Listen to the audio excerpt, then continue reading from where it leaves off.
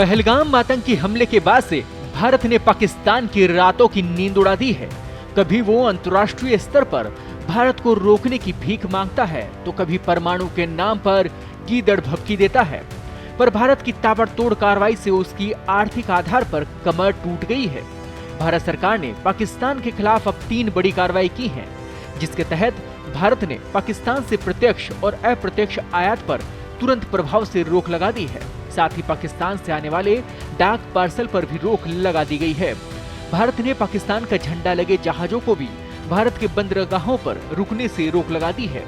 भारत ने कहा कि पाकिस्तान से आने वाले सभी आयात पर तुरंत प्रभाव से रोक लगाई जाती है।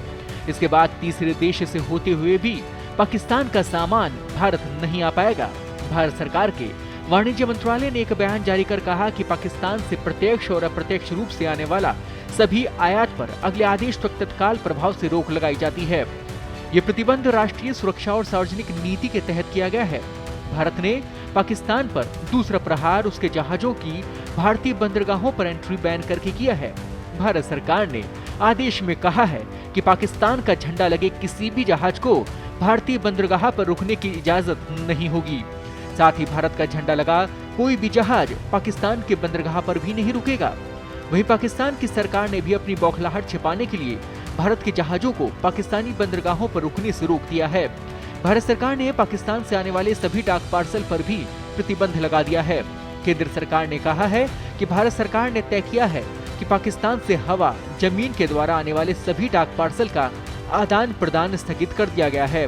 वहीं भारत के सैन्य कार्रवाई करने के डर से पाकिस्तान इस कदर घबराया हुआ है कि उसने अपनी जमीन से जमीन पर मार करने वाली अब्दाली मिसाइल का परीक्षण करने का दावा कर दिया। इस मिसाइल की रेंज 450 किलोमीटर है। इतना ही नहीं, पाकिस्तान ने अपने फाइटर जेट्स को फॉरवर्ड एयरबेस पर तैनात भी किया हुआ है।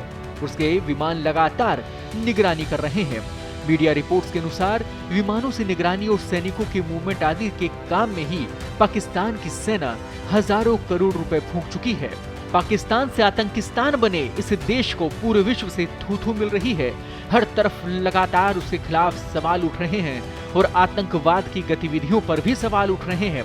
ऐसे में पाकिस्तान का मुश्किल समय शुरू हो चुका है। ताजा अपडेट्स, बड़ी खबरों के लिए बने रहें पत्रिका के साथ। मैं हूं आपके साथ कृपाशंकर शर्मा।